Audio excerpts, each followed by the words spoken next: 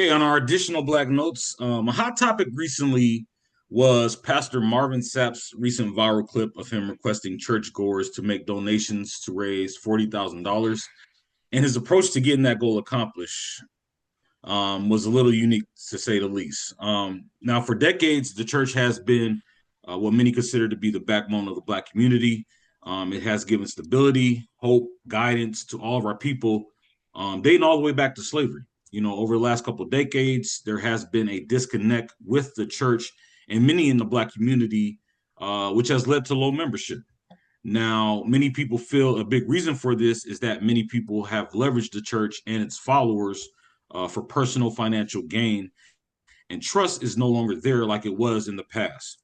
Mhm. So, my question to you guys is what do you think of Pastor Sapp's approach to raising funds, and why do you think the Black community doesn't have the relationship with the church that it had prior to the 21st century?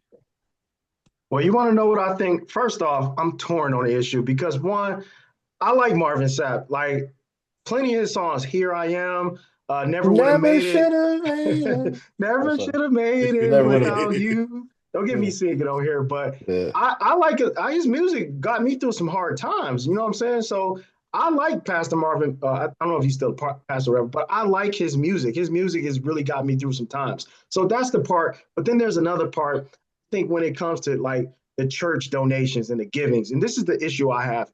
I'm a follower of Christ. I know everybody think they're a Christian these days, but I actually Yeah. really believe in what I believe in. And I think one of the things is I think it's okay. I really believe that if you believe in the gospel and you believe in Jesus Christ and you believe in all the teachings of Christ, I think you should be giving. You should be giving, but I don't think you should be forced to give. The scriptures talk about, and I'm not no pastor, no theology. You guys know I ain't no pastor, Mhm. nothing like that. But the scriptures does talk about every person should plan in their heart what they plan to give. And I think that's letting me know you should be budgeting, right? And if you plan to Yeah. give $50, you give $50. You plan to give 100, you shouldn't be like hoodwinked into giving more than what you have. I don't believe you should do that. So I'm torn on this issue because yes, the church has bills to pay. Yes, the church Yeah. has salaries to pay for the staff or whatever. But I don't think you should strong arm your members or guilt them into paying or giving away, giving the money. Yeah, no, I agree. And I would say the biggest thing that really stands out to me is really a structural issue. Like what I mean by that is that typically Black churches were small, they were community based, right? And I think when Marvin said you see a lot of this, you start getting into the mega pastors, the big churches and things like that. But no matter how you feel about the Catholic Church, a lot of people have a lot of criticism of the Catholic Church, and a lot of times rightfully so. It's a huge entity. You know what I'm saying? The huge entity is very, tons, you got the archdiocese, they run so many different things, and there's so much money that flows within that institution and that system. So I think sometimes when pastors try to replicate that without those structures, shit just costs a lot of goddamn money. You know what I'm saying? So you see what I'm saying? You go build, you get this church, you probably got a high interest loan, high interest you got to pay. You know what I'm saying? Bills is coming due. You know what I'm saying? You got this big old church, but you don't have the big support system to support it. Man, the bills come due. You be like, man, what the heck I get myself into, right? And so I think that when we try to build these things, these mega churches, we don't really have the institutional support, and it's not like we have like a Baptist or Methodist like system that can rival a Catholic church. So it's harder for us to do these type of things. So we don't know what kind of financial pressure the church is actually under, right? A lot of people don't talk about that, but I'm pretty sure it's pretty expensive to maintain that size, that type of congregation. Yeah, and my thought process is this. I mean, I hate to say it in a sense, but even though it's technically a nonprofit organization, Mhm. it's still an entity, and it's still, I guess you could say, a business in a sense. So there are going to be fees that come with it. They have to, they may have a mortgage on the church building itself. They have to, replace the asphalt in the parking lot. They may have to replace the roof on the building. Maintenance, garbage, and all that stuff to keep the facility clean. All that stuff does cost money. So I'm not going to shun away from the fact that it is reasonable to expect that people are willing to give to their church. I think the biggest issue is that throughout the years, so many people have taken advantage of that situation, and I think it gives a bad name to the rest of those people. For instance, there was a church, I seen a news clip out here a few years ago. There's a church out here in Detroit where I believe they said 95% of the uh, congregation was like living in poverty. And the pastor is coming up to the church in a Rolls Royce. And it's not as if, he was some type of, special businessman. I'll put him in a situation. I mean, it's in the sense of it, a lot of that came from his congregation. And when you have, even if he was, let's say, a businessman, because I know Marvin Sapp was saying, he sold records, which he has. He sold millions and millions of records, and he has funds. But when you put that image out there, it's gonna put up a blind spot to people on, even if you're doing the right thing, because they're gonna think, okay, this guy's all about money because he's pulling up in a Rolls Royce, even if it was money that he made outside of the church. It's still an image situation, and these guys got to be cognizant of that. Image. I mean, I hate to say it, but image is everything these days. And when you're rolling around in a Rolls Royce and most of your parishioners are in poverty, that's going to get looked at in a bad way. Yeah, what they call it, pimps in the pulpit, man. Pimps in Yeah, the I feel pulpit. you on that. And like you said, to Leon's point, most people, most churches, they're mom and pop churches. They not out here scamming the community. They're not driving Rolls Royces. They're not doing all that, right? Most of these churches, they're just trying to do the Lord's work. They ain't trying to do all that extra stuff.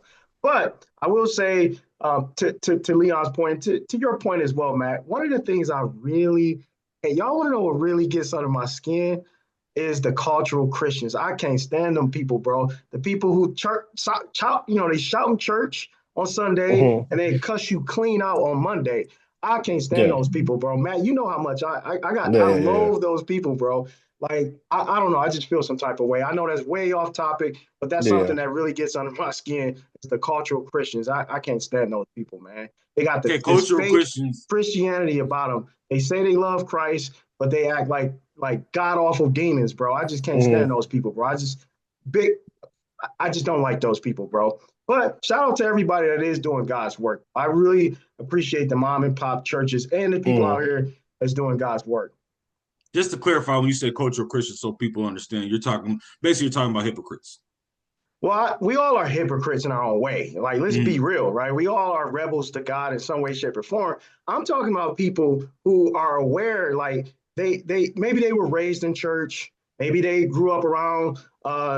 We hear that you should the Ten Commandments and all that stuff, but they don't actually believe that stuff. It's not in their heart. It's not a core conviction of who they are. It's just something that they wear on their sleeve. They wear the cross, you see them with the cross on, and they can lie like it's nobody's tomorrow. It's no conviction.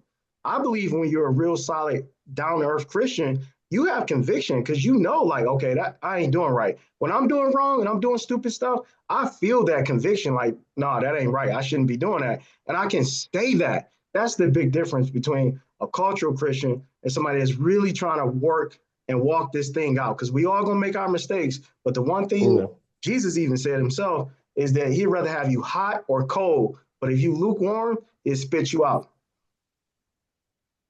I'm getting a sermon on here. I ain't trying to I'm gonna be over here preaching, man. I ain't trying to do all that, man.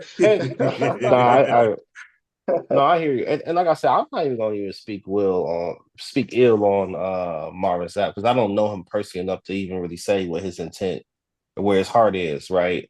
I don't even really know, but I will say this too. I think a lot of people beat up the black church. I don't think it's a black church issue.